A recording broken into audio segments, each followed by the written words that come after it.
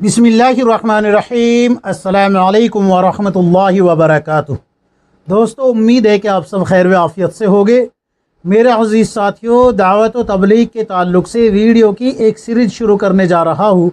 इस सीरीज़ में से आप हज़रात की खिदमत में हर रोज़ एक वीडियो पेश किया जाएगा इंशाअल्लाह। मेरे अज़ीज़ साथियों, वीडियोज़ में दावत व तबलीग पर होने वाले एतराज़ात का जवाब दिया जाएगा, दावत व तबलीग के फ़ज़ाइल बताए जाएंगे, दावत व तबलीग के मसाइल बताए जाएंगे, दावत व तबलीग के जो उमूर है वो भी आप हज़रात की खिदमत में पेश किए जाएंगे, जैसे कि मशवरे के आदाब, तालीम और तालीम के आदाब, इसी तरीके से तारुफ़ी बात, फ़ज़ाइल ज़िक्र, फ़ज़ाइल गश्त, दरमियानी बात, उमूमी बात, और इसी तरीके से 6 सिफ़ात का मुज़ाकरा, इसी तरीके से मस्जिद के आदाब, खाने के आदाब, सोने के आदाब, सफ़र के आदाब। यानी कि ये सारी बातें आप हज़रात की खिदमत में किताब व सुन्नत की रोशनी में पेश की जाएगी। अब आप हज़रात ये सोच रहे होंगे कि ये मौलवी अपना टाइम वेस्ट क्यों कर रहा है, ये सारी बातें तो सबको मालूम है। तो मेरे अजीज़ साथियों, मेरी बात ध्यान से सुने। मैंने कहा है किताब व सुन्नत की रोशनी में पेश की जाएगी। दावत व तबलीग के काम पे एतराज़ होता है कि गश्त कहाँ से आ गया, 6 सिफ़ात कहाँ से आ गई, वगैरह वगैरह। तो जब आप हज़रात देखेंगे कि हर एक चीज़ को इंशाअल्लाह हवाले के साथ किताब व सुन्नत से साबित किया जा रहा है, तो फिर आपको मालूम पड़ेगा कि भाई वाकई जो है ये मौलवी गलत नहीं था। हाँ, अगर फिर भी आपको लगता है कि मैंने कहीं बोलने में गलती की है तो आप मुझे समझा सकते हैं, मैं रुजू कर लूँगा। मैं गलती को गलती तस्लीम करने वाला बंदा हूँ, उस पर अड़के जो है फिजूल की दलील पेश करने वाला नहीं हूँ। ये बात अपने जहन नशीन कर लीजिए अच्छे से। अगर आप हमारे चैनल पर नए हैं तो चैनल को सब्सक्राइब करें, वीडियो को लाइक और शेयर करें। करते हैं आज का वीडियो शुरू। तो सबसे पहले हम बात करेंगे कि आज इस पुरफितन दौर में दावत व तबलीग की कितनी सख्त ज़रूरत है। मेरे अजीज़ साथियों, जितनी भी बातिल ताकतें हैं वो सब की सब इस्लाम को मिटाने में लगी हुई है, मुसलमानों को मुर्तद करने में लगी हुई है, चाहे वो किसी भी तरीके से हो, जैसे कि यहूदी है, ईसाई है, इसी तरीके से गैर मुस्लिम, जैसे कि हमारे मुल्क हिंदुस्तान में हिंदू है। तो किस तरीके से जो है आज मुसलमानों के पीछे हाथ धो के पड़े हुए हैं, किस तरीके से मुसलमान घरानों की लड़कियां मुर्तद हो रही है, ये किसी से मख्फी नहीं है, छिपा हुआ नहीं है। मेरे अजीज़ साथियों, अगर जो लड़कियां मुर्तद हो रही है, अगर उनके वालिदैन की ज़िंदगियों में दीन होता तो उनकी औलादों की ज़िंदगियों में भी दीन होता, वे औलाद आज मुर्तद ना होती, आज वे मुर्तद ना होती। अल्लाह तबारक व तआला कुरान करीम में फरमाता है, या अय्युहल्लज़ीना आमनू कू अनफुसकुम व अहलीकुम नारा, ऐ ईमान वालों बचाओ अपने आप को और अपने अहल वयाल को जहन्नम की आग से। अब मेरे अजीज़ साथियों, जब बंदे की खुद की ज़िंदगी में दीन नहीं है, खुद को नहीं बचा पा रहा, तो औलाद को कैसे बचाएगा, अहल वयाल को कैसे बचाएगा। तो दावत तबलीग का असल मकसद क्या है कि लोगों की ज़िंदगियों में दीन आ जाए, लोगों की ज़िंदगी किताब व सुन्नत के मुताबिक हो जाए, अल्लाह के हुक्म और रसूलुल्लाह सल्लल्लाहु अलैहि वसल्लम के तरीक़े के मुताबिक हो जाए।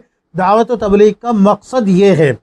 और ज़रूरत इस दौर में क्यों है? इसलिए कि लोगों को मुर्तद होने से बचाना, बातिल जो ताकतें इस्लाम को मिटाने में लगी हुई है उनको मुंह तोड़ जवाब देना। और ये जवाब उसी वक्त दिया जा सकता है जबकि हमारी ज़िंदगियाँ किताब व सुन्नत के मुताबिक हो, हमारे अंदर ईमान की हलावत पाई जाती हो, कवी ईमान हो।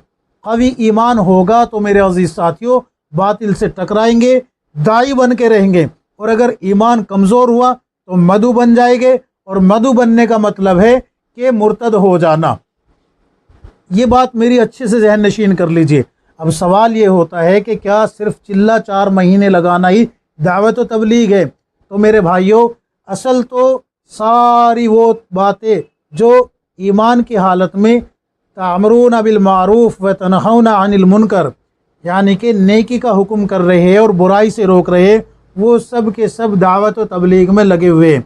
फिर चाहे मदारिस में पढ़ाने वाले असातिज़ा हो, फिर चाहे कुरान की तफसीर लिखने वाले उलमा हो, फिर चाहे तराजिम लिखने वाले उलमा हो, फिर चाहे अहदीस की शरह लिखने वाले उलमा हो, कोई भी हो जो कि दावत व तबलीग में यानी कि नेकी का हुक्म कर रहा है, बुराई से रोक रहा है, चाहे वो मिंबर से खिताब कर रहा है, बयान कर रहा है, चाहे मुअज्जिन अजान पढ़ रहा है, ये सब के सब दावत व तबलीग में लगे हुए।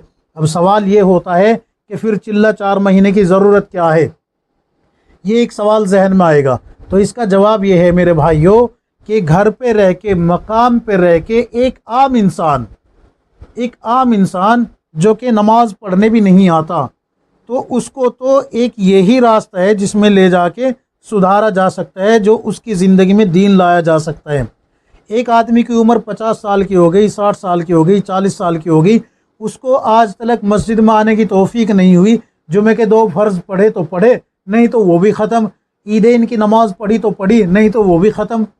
تو میرے عزیز ساتھیوں، جو بندہ ایسا ہو وہ مقام پہ رہ کے اتنے دن سے آج تک مسجد کی شکل نہیں دیکھی، مسجد میں نہیں آیا، حتیٰ کہ بہت سارے لوگ ایسے ہوتے ہیں محلے میں، بستی میں، کہ ان کو یہی معلوم نہیں ہوتا کہ یہ ہماری مسجد کے امام صاحب ہے، اگر ملاقات کے لیے چلا جائے تو معلوم نہیں ہوتا۔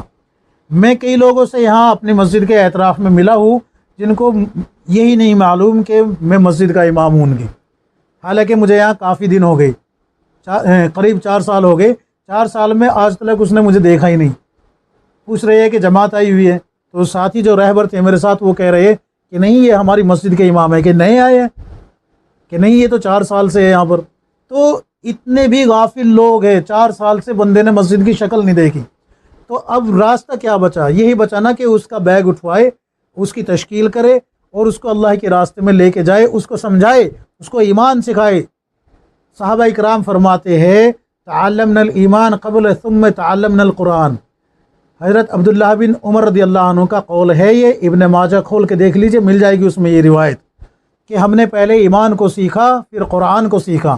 تو میرے عزیز ساتھیوں، ضروری ہے کہ لوگوں کو جو دین سے غافل ہے ان کو اللہ کے راستے میں لے کے چل کے ان کی اصلاح کی کوشش کرنا، فکر کرنا، یہ ہم سب کی ذمہ داری ہے۔ قارئ نبوت ہے، یہ ختم نبوت کے صدقے میں ملا ہے۔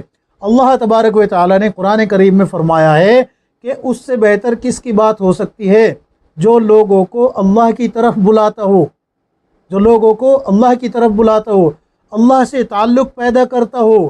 ایک بندہ ساری زندگی امریکہ میں، یوروپ میں کما رہا ہے، کما کے اربوں خربوں ڈالر جمع کر کے لے کے آ گیا، تو یہ بندہ دنیاوی اعتبار سے تو آپ کہہ سکتے ہیں کہ بھئی بڑا کامیاب ہو گیا، لیکن ایک داعی کے ایک عمل کو ایک پلڑے میں رکھا جائے اور ساری دنیا کے دنیاوی اعمال کو ایک پلڑے میں رکھ دیا جائے، تو داعی کا یہ ایک عمل جو بندے کو اللہ سے جوڑ رہا ہے، جو اللہ کی بات بندوں تک پہنچا رہا ہے، جو نیکی کا حکم کر رہا ہے، برائی سے روک رہا ہے، تو یہ ایک عمل اس داعی کا ساری دنیا کے عمل جو ہے دنیاوی اعتبار سے، دینی اعتبار سے نہیں، دنیاوی اعتبار سے جو دولت کمانے کے جو ہنر ہے، ان سب کو ترازو کے ایک پلڑے میں رکھو اور داعی کا ایک عمل ایک پلڑے میں رکھ دو، تو یہ داعی والا پلڑا جھک جائے گا۔ میرے عزیز ساتھیوں، اتنا بڑا عمل ہے اللہ کے بندوں کو اللہ سے جوڑنے والا۔ تمام انبیاء علیہ السلام اللہ کے بندوں کو اللہ سے جوڑنے کے لیے ہی آئے ہیں دنیا میں۔ تمام جتنے بھی نبی آئے سب نے ایک ہی بات کہی کہ اللہ کی وحدانیت کا اقرار کر لو، قولوا لا الہ الا اللہ تفلحون، کہ لا الہ الا اللہ کہہ لو کامیاب ہو جاؤ گے۔ تو میرے عزیز ساتھیوں، اصل مقصد اس سیریز کو بنانے کا یہ ہے کہ ہماری سب کی زندگیوں میں 100% دین داخل ہو جائے۔ کل انشاءاللہ اس سے آگے جو بات ہوگی وہ ہوگی کہ دعوت و تبلیغ میں علماء کی کتنی اصل ضرورت ہے اور علماء نے کس قدر اس میں قربانیاں دی ہے، یہ کل انشاءاللہ پیش کیا جائے گا۔ تو آج صرف اتنی ہی بات بتانی تھی، امید ہے کہ یہ باتیں آپ حضرات سمجھیں گے اور ہمارے چینل کو سبسکرائب کریں گے، ویڈیو کو لائک اور شیئر کریں گے اور ہم سے جڑنے کی کوشش کریں گے۔ اللہ تبارک و تعالی ہم سب کو کتاب و سنت کے مطابق زندگی گزارنے کی توفیق عطا فرمائے، آمین یا رب العالمین۔